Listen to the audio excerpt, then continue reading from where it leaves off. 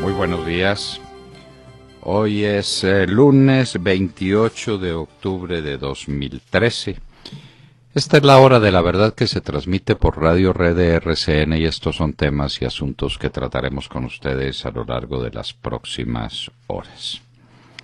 A las 6:30 de la mañana estará con nosotros al aire el candidato a la presidencia de la República por Uribe Centro Democrático, Óscar Iván Zuluaga. El país representado por gentes que vinieron de todas las regiones, de todos los estratos, con una representación abrumadora de la mujer y de la juventud, ha decidido rescatar a Colombia de la melancolía en que se encuentra un país agobiado por los temas de la inseguridad rampante, para enfrentar a unas mafias cada vez más arrogantes y peligrosas, para derrotar la pobreza, para darle esperanza a los jóvenes, para ir a las realidades.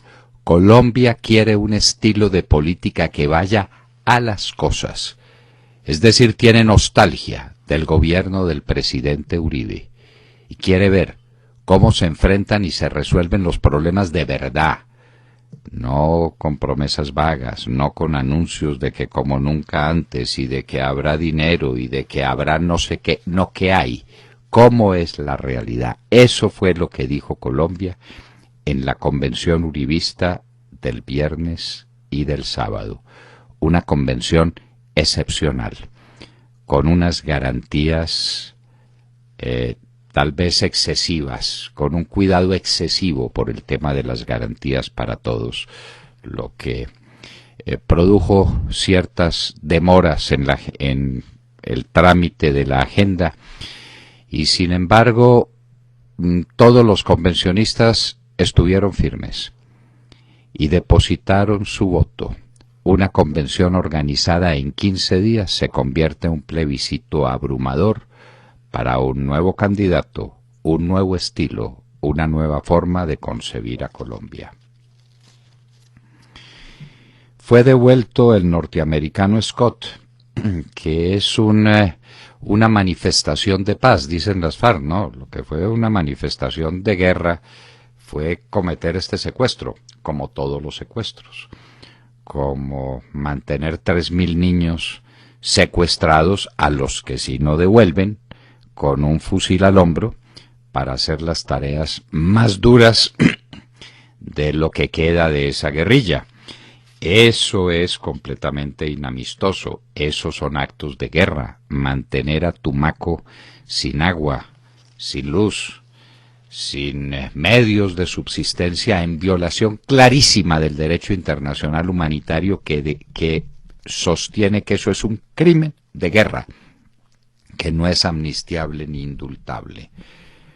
Mantener en este país miles de minas antipersona para atacar al campesino, para atacarlos a todos. Hace poco salió la estadística escalofriante de quienes han sido víctimas de las minas antipersona. Rescatado pues Scott, eso nos complace, claro que nos complace, pero ese no es un acto de paz.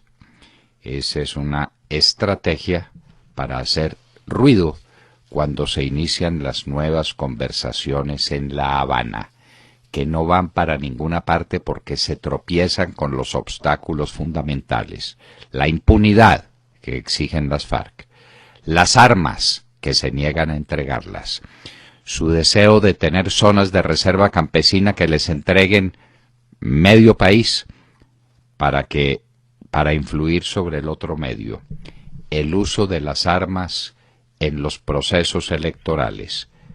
Todos esos temas son un obstáculo insalvable para que sigan estas negociaciones que desde el comienzo estaban condenadas al fracaso. Rescatadas las últimas 3 víctimas del Space, el edificio que cayó en Medellín, por razones que todavía desconocemos y que el país necesita saber cuáles eran. Una constructora respetable de una larguísima tradición, 50 años de experiencia en ingeniería, tiene un fracaso de estos. Algo tuvo que ocurrir. ¿Qué fue? Necesitamos la verdad y pronto. Y sobre todo la necesita Medellín. Medellín tiene que saber qué fue lo que pasó para despejar las dudas, para que no haya temores, para recobrar la confianza sobre una actividad económica fundamental, que es la actividad constructora. En Argentina, fin del kirchnerismo. Por una razón fundamental, tomen nota, la crisis económica. Cuando la inflación se desborda, cuando los jóvenes no tienen oportunidades, cuando no hay inversión productiva, los gobiernos se caen. Es la economía, estúpidos. La señora Kirchner creyó que esto era con agresiones y con discursos, y miren lo que le pasó. Perdió en todas las grandes ciudades lo que se sabe ahora. En el distrito de Buenos Aires, capital, de la ciudad de Buenos Aires, en la provincia de Buenos Aires, que es toda una nación, en Córdoba, en Santa Fe, en Mendoza. Mejor dicho, perdió en todas partes. España se levanta contra impunidad para la ETA. También tomemos nota. Estos son guerrilleros de la ETA que estuvieron durante años en la cárcel y que ahora salen libres con ocasión de una doctrina jurisprudencial impuesta desde los tribunales europeos. Y los españoles están indignados. Tómese nota. Al pueblo no se le puede proponer la impunidad de quienes han cometido crímenes atroces. Esa circunstancia internacional está muy ligada a otra que es también dramática para la unión de los países europeos y de los países occidentales, las famosas chuzadas del gobierno de los Estados Unidos sobre los demás gobiernos. Aparentemente es un tema menor, que se oigan las conversaciones de otras personas, no, es un tema inmenso. Es un tema inmenso que está arrasando con el prestigio internacional de los Estados Unidos y de su democracia. No puede haber un sistema democrático donde se hagan estas cosas. Aquí en Colombia tuvimos el montaje de una unidad de escucha desde la Procuraduría General de la Nación. Eso deshonró al país.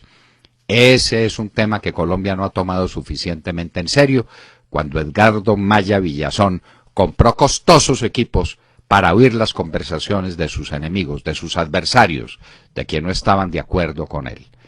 Esa vergüenza no es soportable. Lo está demostrando el mundo con la situación de Obama enfrente de las chuzadas. Acercamiento de Irán con Washington. Inclusive están retirando afiches antiamericanos de las calles de Teherán. Siria entregó inventario de armamento químico, porque quiere ejercer tranquilamente su sistema despótico. Yo entrego las armas, pero nadie viene a preguntar qué es lo que estoy haciendo en materia de respeto a los derechos humanos, de tratamiento a la población civil. Déjenme adelantar la guerra con tranquilidad. Terrible tormenta en el sur de Inglaterra. Nuevo terremoto cerca a Fukushima en el Japón. 2 acontecimientos meteorológicos y manifestaciones de la naturaleza muy preocupantes. Hay combates en el Congo.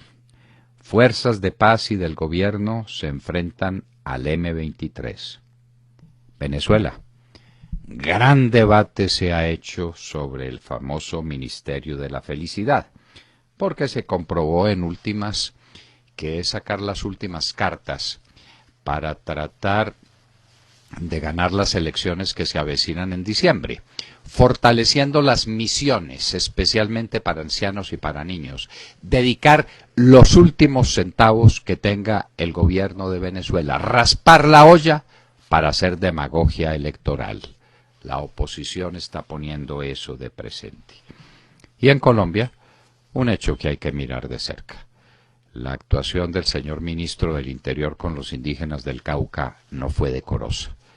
Y lo primero que un gobierno del decoro. Uno no puede tomar trago en una situación de esta naturaleza, ni puede dejarse llevar por los efectos del licor para hacer demagogia populista de tercera categoría. El doctor Iragorri tiene mucho que explicar o tiene que presentar su carta de renuncia inmediatamente. Le hace daño hasta a un gobierno tan desprestigiado como el de Juan Manuel Santos. Y hoy en la historia, año 312 de nuestra era, la batalla del Puente Milvio, que es el comienzo de la reunificación del Imperio Romano en manos de Constantino.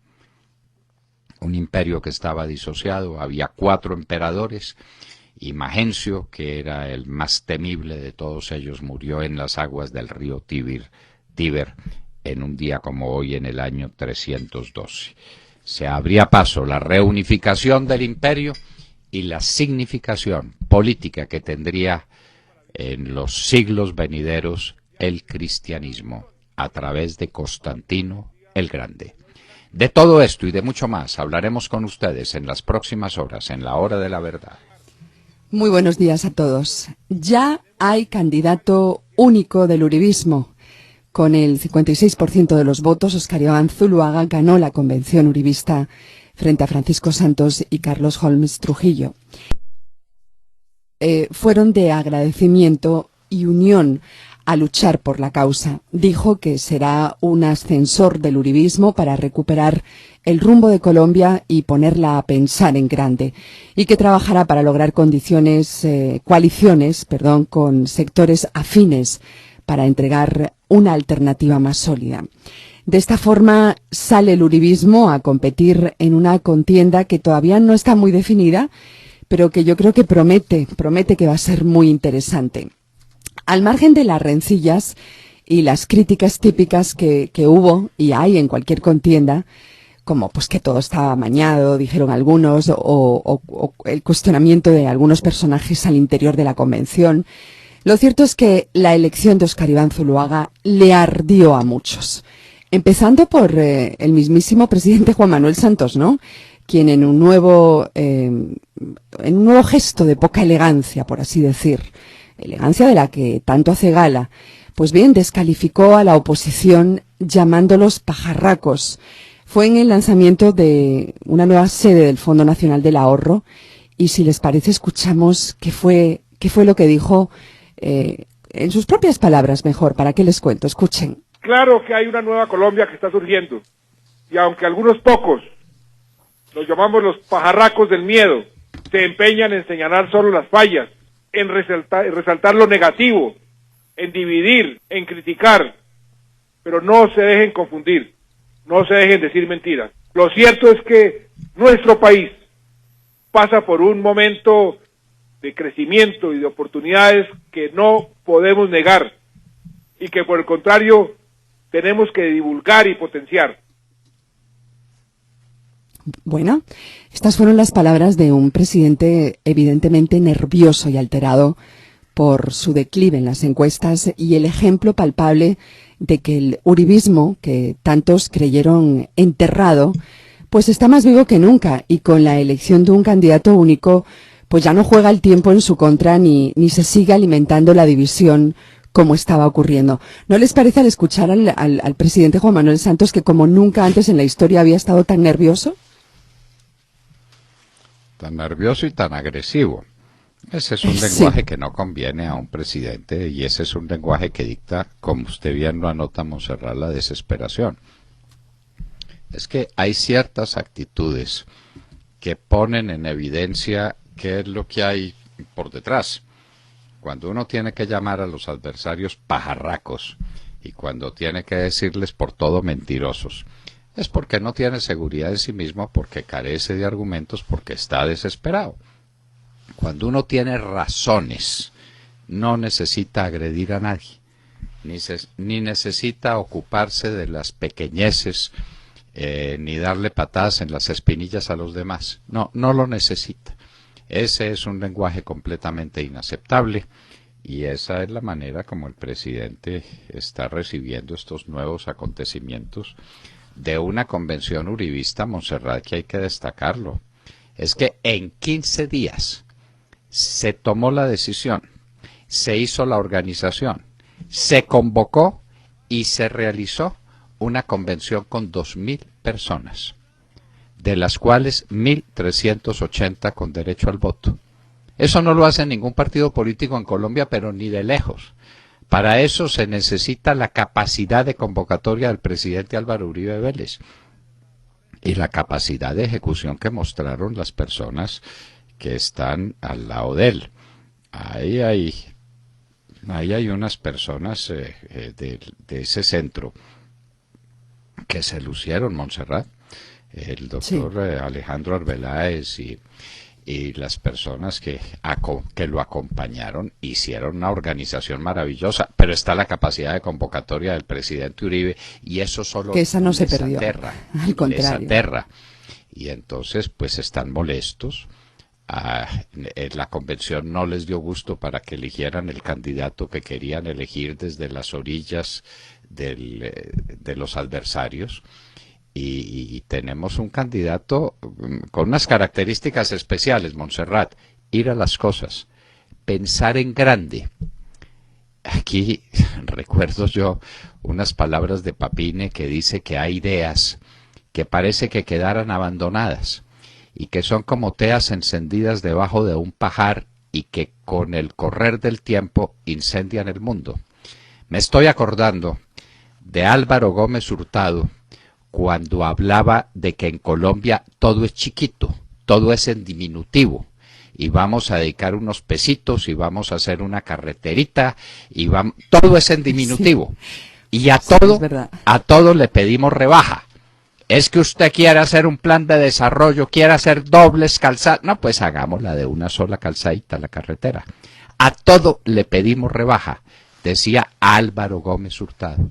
Pues llegó el momento de la dialéctica poderosa de Oscar Iván Zuluaga, que dice: vamos a pensar y a ejecutar en grande, en grande.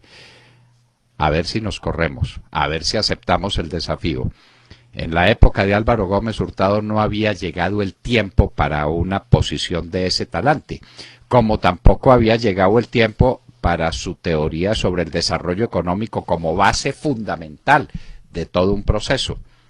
Esto de la confianza inversionista es la tesis de Álvaro Gómez Hurtado. Solamente que ahora, en la plenitud del tiempo, el tema económico sí es el tema decisivo. El país se desembobó. Al país ya no lo cautivan con ese tipo de discursos y de cosas, y que el uno es un pajarraco, y que a ver, ¿en qué me va a cambiar mi vida? ¿Qué oportunidades voy a tener si yo soy un hombre joven para encontrar un empleo, para desarrollar una empresa, para vivir una vida digna? Eso es lo que la gente quiere ahora, Montserrat. Claro. Bueno, entonces ya tenemos pues candidato único del uribismo a la presidencia de la República, ya se despejan todas las dudas, ya acabamos esto de dividir por 5 las ofertas del uribismo y las encuestas del uribismo. Aquí entramos en una nueva etapa de la política colombiana. William Calderón. Doctor Londoño, buenos días Colombia, gracias por invitarnos a sus hogares y a sus vehículos. Son las 6:23 de hoy lunes 28 de octubre del año 13. En un afán desesperado por continuar entorpeciendo las pesquisas que adelanta la Procuraduría, encaminadas a resolver las conductas irregulares que presenta la administración distrital en cabeza de Gustavo Petro Urrego, los abogados del alcalde interpondrán hoy ante la Comisión Interamericana de Derechos Humanos con sede en Washington una demanda al Estado colombiano por supuesta persecución de la Procuraduría contra el burgomaestre capitalino.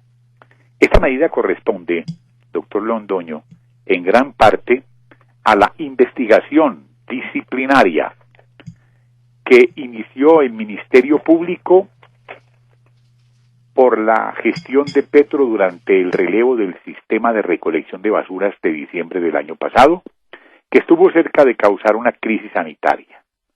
También la Procuraduría investiga otras de naturaleza contractual y administrativa. Recordemos que desde el 18 de diciembre de 2012 y durante varias semanas, Bogotá estuvo inundada de basuras. Ahora el tema es dilatar y dilatar. Mismo que con la revocatoria, Sí, es la señor. misma técnica, pero pues esto no va a funcionar. Hay una pequeña corrección, William. La reunión de la comisión empieza mañana. Mañana. Ahí Hoy- mañana. Bueno, Sí. Hoy se está trasladando el equipo del gobierno que defenderá a Colombia, no de este tema. Es que eso no está en el orden del día de la comisión. Ni la comisión tiene que ocuparse de las basuras. No se le olvide que es la Comisión Interamericana de Derechos Humanos. sí, señor. Para ocuparse de los grandes temas del continente, no de las basuras de Bogotá.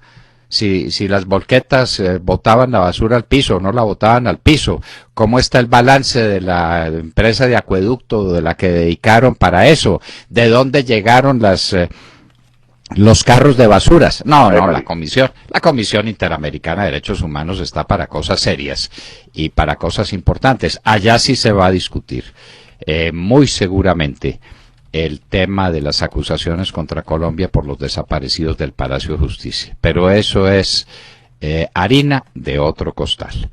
Jessica López. Hola, buenos días. 6:26 en la mañana. Un saludo para todos nuestros oyentes. Les cuento hoy en materia internacional que, tal y como lo afirma de manera textual en este preciso momento el diario español ABC, el pinchazo del teléfono de la canciller de Alemania, Angela Merkel, por parte de la Agencia de Seguridad de los Estados Unidos, se ha convertido en una furiosa tempestad para las relaciones entre Alemania y ese país.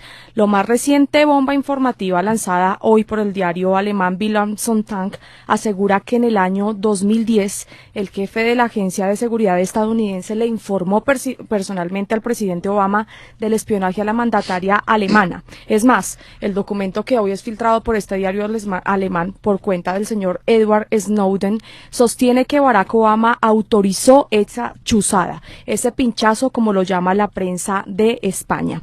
Varias encuestas lanzadas ayer por la prensa de Alemania indican, entre otras cosas, que el 76% de los alemanes consultados exigen una disculpa por parte del presidente de los Estados Unidos por este espionaje, y otros lo califican como una falta de absoluto respeto con un amigo que siempre ha estado ahí, principalmente en guerras como la de Afganistán.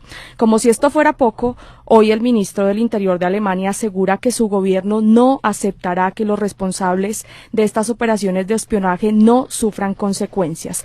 Otra cosa muy delicada que sale en último minuto es que los partidos de Alemania, hablamos de los verdes, los de izquierda, el Partido Socialdemócrata, sacan hasta ahora un comunicado conjunto en el que dicen que ese tipo de operaciones son insoportables y tienen el poder de destruir los lazos que desde siempre han mantenido unidos a Alemania y a los Estados Unidos. Esto se prende cada vez más. Mañana, obviamente, lo que estará en primera página, según nuestras previsiones, es el escándalo que se desata por las interceptaciones de varias comunicaciones. Hablan de 60 millones de comunicaciones en España. Así que el presidente Obama la tiene bastante dura por estos días. Jessica, hay cosas que parecen pequeñas, que parecen menores y que con el correr del tiempo se agigantan. Pues esta es una de ellas. Eso que parece como un asunto menor es que la inteligencia de los Estados Unidos se metía en las conversaciones y en los documentos electrónicos de este país o de aquel país. Empezó como una cosa menor y entonces primero fue la dificultad con Dilma Rousseff, ¿recuerda? Sí, claro. En el Brasil. Y entonces que tal vez hacían lo mismo con México y entonces eso saltó a Alemania y saltó donde no debía ser, con la señora Angela Merkel, a la que no le gusta, pero ni un poquito, que le intervengan su teléfono celular, como no le gusta a nadie. No, claro, Pero ella dice, a los amigos no se los espía. Lo que quiere decir entonces no somos amigos. Este es un problema de unas dimensiones colosales en la política internacional de los Estados Unidos y la del mundo. Ojo, que este tema, se los anticipamos, va a ser un tema arrollador contra el prestigio de los Estados Unidos, el prestigio de su democracia y con las relaciones entre los Estados Unidos y el resto del mundo, lo que es gravísimo. Los Estados Unidos está perdiendo todos los días, está perdiendo posiciones, los temas de las relaciones con Irak, la guerra con Siria, en todo le va mal. Y pero gravísimo, doctor Londoño, que el presidente Obama pierda credibilidad, porque recuerde usted, el miércoles pasado él tuvo una conversación telefónica con Angela Merkel y le negó todo. Y mire lo que saca hoy este diario alemán. Bueno, claro, le negó todo y entonces todo parece confirmado. Sergio Gel. Doctor Londoño, muy buenos días. Pues hoy amanecemos concentrados en lo que pasa en América Latina y particularmente en lo que ocurre en Argentina, en donde ayer hubo elecciones parlamentarias con las que el kirchnerismo tuvo un muy fuerte revés. Fue tal vez la peor jornada electoral que ha tenido el kirchnerismo desde que se constituyó como fuerza política. Casi 7 de cada 10 argentinos votaron ayer por diferentes vertientes de la oposición. Esto, por supuesto, ha dejado al oficialismo en una situación de derrota. Como ocurrió ya en las elecciones primarias, el oficialismo cayó en la mayoría de los distritos de Argentina, incluidos los 5 más poblados de ese país, y quedó en una situación política muy, pero muy incómoda para enfrentar los últimos 2 años de mandato de Cristina Fernández de Kirchner, quien además se encuentra alejada de la escena pública por sus quebrantos de salud. La derrota del kirchnerismo se hizo sentir especialmente en la ciudad de Buenos Aires, y apréndanse este nombre, Sergio Massa. Se impuso por 12 puntos al candidato oficialista en esa provincia, en la provincia de Buenos Aires, y ya quedó instalado, completamente instalado en la carrera para la presidencia en el año 2015. El kirchnerismo además perdió en los otros 4 principales distritos de Argentina y en total fueron 13 distritos en donde perdió esa fuerza oficialista. Este resultado abre un nuevo escenario político de cara a estos 2 últimos años de gobierno de la señora Fernández de Kirchner, y pues ya quedan en el ruedo los aspirantes a la presidencia. Aspirantes como este señor Sergio Massa, quien ya anunció que va por la presidencia en el 2015, y el otro gran aspirante, Mauricio Macri, también de la provincia de Buenos Aires. Ellos, sin lugar a dudas, van a dar una fuerte batalla para rescatar a Argentina del kirchnerismo, una Argentina que se encuentra ensombrecida por una hiperinflación, una muy precaria situación económica, y aquí están los resultados. Cuando la economía está mal, pues las elecciones no le salen bien a quienes están manejando la economía, porque el hambre está mandando, hay una situación muy difícil inflacionaria en Argentina, y por supuesto pues esto es lo que se ve reflejado en las urnas, es el descontento general, y ahora lo que viene es una renovación. Esperemos que haya una renovación para Argentina. Lo cierto es que ya se empieza a abrir el partidor para las presidenciales del año 2015, y lo cierto es que Argentina tuvo una victoria ayer al derrotar al kirchnerismo en las urnas. Recuerden lo que hemos dicho tantas veces en la hora de la verdad, poniendo de presente un consejo que le dio a un candidato a la presidencia, no a unos candidatos, no a unos equipos de campaña a la presidencia de los Estados Unidos. Es la economía, estúpidos. Sí, señor. Piensan en la economía. ¿Por qué se está cayendo el kirchnerismo? No es por el talante de la señora Kirchner, ni porque es regañona, ni está cayendo porque la economía se vino al piso. Porque cuando hay un 40% o 30 y tantos por ciento, dependiendo de la estadística con que se mire la inflación, y la gente pierde cada mes el 3 o el 4% de su capacidad adquisitiva, ahí no hay gobierno que valga. Y no solo eso, doctor Londoño, todas las restricciones que le han puesto a los argentinos, por ejemplo, para acceder a divisas, el tema para un viaje de un argentino se ha vuelto dramático. No pueden acceder a dólares. Por eso, uno de los países más ricos del mundo, que es la Argentina, con un pésimo gobierno.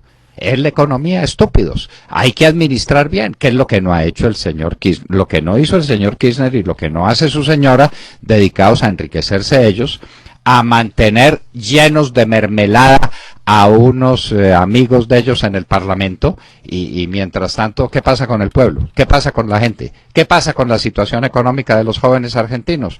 La tumbaron. Perder en la ciudad de Buenos Aires, en la provincia de Buenos Aires, en Córdoba, en Mendoza, en Santa Fe, pues es perder toda la Argentina. Los otros distritos son muy modestos. Argentina está muy concentrada en su población en la ciudad de Buenos Aires y en la provincia de Buenos Aires, y luego en Córdoba, en Mendoza y en Santa Fe, y de ahí en adelante lo que queda desde el punto de vista de población es muy poco. Están derrotados, están vueltos pedazos por la economía, Sergio, por la economía. La gente no tolera una mala situación económica ni la puede tolerar. Y usted me en permite... otro tiempo, cuando el papel del Estado era muy limitado en estos temas, la gente soportaba. Hoy no lo soporta.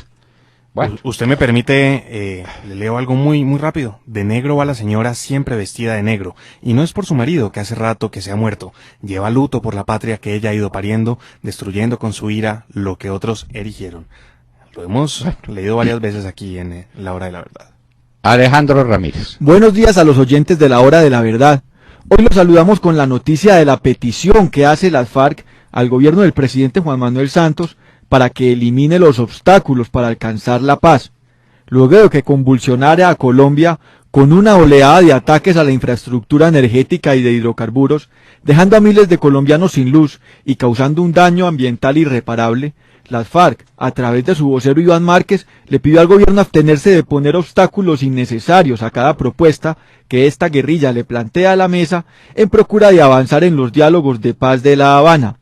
El anterior pronunciamiento se da luego de que el presidente Juan Manuel Santos llamara a dicha guerrilla a meterle acelerador a dichas conversaciones para seguir avanzando en los acuerdos, siendo que se aproxima el 19 de noviembre, cumplimiento del primer año de negociaciones, y en la mesa, que debería haberse demorado meses, solo se ha alcanzado un acuerdo parcial en el punto agropecuario. Las FARC no ven con buenos ojos la propuesta de refrendación de los acuerdos el día de las votaciones y han insistido en la necesidad de realizar una asamblea constituyente. Igualmente, la comunidad internacional no vería con buenos ojos un acuerdo del gobierno que deje a los grandes perpetradores de crímenes de lesa humanidad sin castigo. Consultado el candidato presidencial por el Uribe Centro Democrático, Óscar Iván Zuluaga, aseveró que la paz no se negocia en La Habana y la agenda nacional no se discute con las FARC. La manera de lograr la paz es sometiendo al terrorismo. Aseguró que los diálogos nacieron mal, siendo que un Estado legítimo no puede sentarse a negociar de igual a igual con una organización terrorista financiada por el narcotráfico. Condicionó una paz negociada al cese unilateral de toda acción terrorista y la renuncia verificable al narcotráfico. Doctor Londoño, ¿cómo le parece a usted esta solicitud de las FARC y el nuevo pronunciamiento del candidato del Uribe Centro Democrático? Estas peticiones de las FARC constituyen un absurdo, porque es que todo esto es el mundo del absurdo. Esto es como para unos cuentos de Borges. Es un país de 46 millones de habitantes, que tiene un sistema democrático, el más antiguo y el más sólido de América Latina, que convoca elecciones para Congreso y que se presentan más de 10 millones de colombianos y que eligen un Congreso.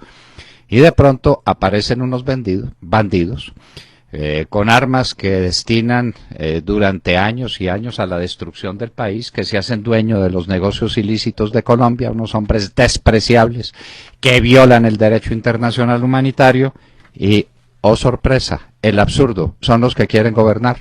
Y entonces quieren hablar de la política agraria y hablan de la política agraria y dice cómo tiene que ser el campo colombiano y cómo tiene que ser la producción y a dónde hay que encaminarla y con qué técnicas hay que llevarla, y ahora quieren decir cómo es la política nacional. Pues eso es la política del absurdo. Eso puede ir para alguna parte. Eso lo va a tolerar el país. Que le acaben con su representación y con su sistema democrático y que los que manden sean Timochenko y Granda y Santrich y la señora holandesa. No, eso no es posible, Óscar Iván Zuluaga lo dijo terminantemente. Si las FARC quieren seguir o hacer unos diálogos de paz, son unas bases insustituibles. La primera, que devuelvan los secuestrados, que devuelvan a los niños reclutados, que no ataquen a los pueblos. Es que ellos son los que tienen que hacer el alto en el camino. ¿Cómo le parece? Es que cese bilateral al fuego. Es decir, que se metan los soldados en los cuarteles, que no salgan al campo mientras ellos siguen dominando la nación, sin necesidad de poner bombas. Simplemente con su negocio del narcotráfico a plena marcha y con su capacidad intimidatoria, con armas que es que basta mostrarlas para que la gente se llene de terror porque saben que las usan. no faltaba más. De manera que el doctor Oscar Iván Zuluaga puso los puntos sobre las IES y dijo, no, pues es que, porque hubo posiciones más extremas, usted lo sabe, en la convención uribista, de gente que dijo a las 4 de la tarde se ha terminado la conversación en La Habana. No, esto es otra cosa. Le llegó su punto final a las conversaciones de La Habana, sobre la base en que están planteadas. Si los señores de La Habana empiezan a decir desde ahora, no, vamos a entregar las armas, aquí están los planos donde tenemos las minas antipersonas, los niños los vamos a devolver, 3.000 niños, aquí están para que el Instituto Colombiano de Bienestar Familiar se ocupe de ellos, vamos a devolver los secuestrados, o si asesinamos a algunos de ellos les vamos a contar dónde están los cadáveres. Y si las FARC empiezan de verdad, ¡ay, vamos a entregar los negocios ilícitos, Alejandro! Es que el doctor Oscar Iván Zuluaga puso de presente que estamos hablando en La Habana con los dueños económicos del país. Así es, doctor. Así es, Claro. 20.000 millones de dólares al año en cálculos del Banco Mundial y del propio gobierno. ¿Qué tal esa ¿Eso cifra? qué es? ¿Qué tal esa ¿Eso cifra? qué es? Son el cartel más rico del mundo. Pues William, ¿Qué? es que mire, todos los bancos, todo el sistema financiero colombiano va a llegar a este año, si las cosas siguen moderadamente bien, que uno no sabe pues esto cómo se desenvuelva, pero suponiendo que sigan con el ritmo que traían hasta agosto, a 10 billones de pesos de utilidad, todo el sistema financiero colombiano. ¿Y cuánto produce ese cartel de las FARC? 38 billones. Ah, bueno, entonces. 38, son cuatro veces más. todo el sistema financiero colombiano, que tiene 300.000 personas a su servicio, que tiene patrimonio, que vale 80 billones de pesos, que está en todos los lugares de Colombia, que supone el despliegue gigantesco de recursos humanos y de recursos financieros, y produce la cuarta parte de lo que produce el delito en Colombia en un año. Ah, bueno. Por esa razón, doctor, Colombia tiene que tener una estrategia unívoca y no puede aceptar que se deje ni de erradicar ni de fumigar, ni siquiera en zonas de reserva campesina. Tiene que ser una política unívoca y no discutida con países como Bolivia o como Perú. Usted se está refiriendo al hecho afrentoso de que en este momento, en el Catatumbo, el gobierno tiene un acuerdo con los bandidos allá. ¿Cómo le parece? Porque está negociando con los bandidos para no erradicarles los cultivos. Por mandato Complementado presidencial. complementado con otro acuerdo que consiste en indemnizar las erradicaciones que ya se hicieron.